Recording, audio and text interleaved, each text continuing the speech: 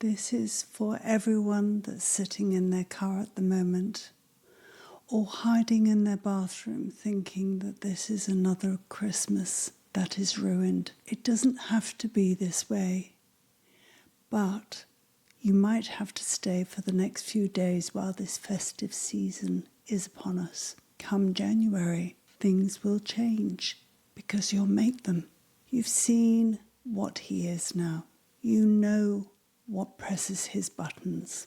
Give yourself permission to fawn. Keep yourself safe. Smile. Be bland. Let all of his jibes, his criticisms, his snide remarks, his lack of a suitable present, I know that only too well, fall on the ground, not in your heart.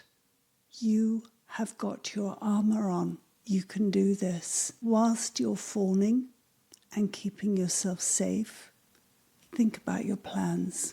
Think that this is the last Christmas you're ever going to have to put up with in this relationship. If you've only come to this realization today, then that was your unwanted Christmas gift.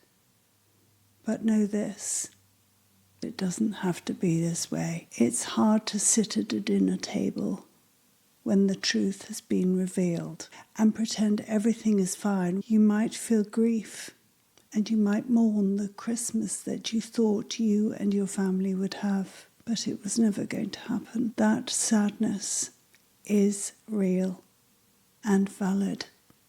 Don't force confrontation. There is too much alcohol around, and Christmas time is fraught with expectation. And if your partner is a narcissist, they won't like it anyway because the focus of attention won't be on them. They'll poke and prod you, waiting for a reaction. Don't give them one. As I said, be bland, smile, or just keep your face neutral. I have managed to do that on several occasions. This Christmas can be your Oscar-winning performance of a lifetime because you know that you can do something about it come January. This is the last Christmas that you have to put up with this, that you have to sit in your bathroom wondering what time would be a good time to come out. If you fall back into people-pleasing, give yourself permission to, because it has kept you safe this far, and you really need to be safe this Christmas. Make a silent promise to yourself while you're doing the dishes, cooking the turkey, wrapping the presents, that this Christmas is the last Christmas you are going to feel this way. The realization that you've had this week may be the most painful, but certainly the most powerful gift you've ever given to yourself. If he drinks, and he drinks to excess, then make an excuse to leave the house. Go to a neighbour, post a letter, go to the shop because you've run out of something, get out of the house. Because drink never made anyone any nicer, least of all a narcissist.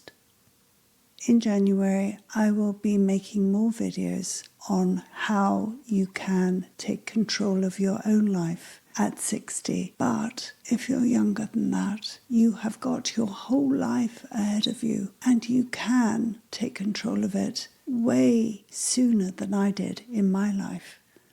I waited for 40 years to change, to become the woman I am now. And I wish I'd started in my 20s. I wouldn't have had quite so many dreadful relationships, and I would have felt better about myself. Real power starts when you learn to love yourself, when you see all the things that you have as your personality, as your achievements, and you start believing them because it's logical. That's the only way I could believe in myself. When everybody, until I was 40, had been telling me that I was rubbish, I was stripy, following all my children. Nobody would ever want me. I was ugly, all of that. And you know what? I believed all of it until I stopped and I changed the dial just one little notch and thought to myself, if somebody does this, that and the other,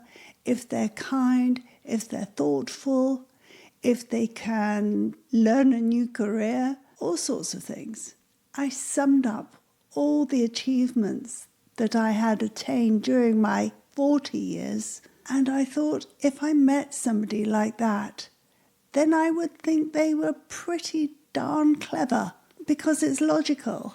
The mere fact that I'd fawned for most of those years was by the by. I didn't know that it was a coping mechanism, but I do now. I understand it now, and you can too. You don't have to put up with this kind of treatment. I do hope you have a safe, festive time. I can't say merry, but I will say safe, and I'll be thinking of you. Lots of love. See you in January. Bye-bye.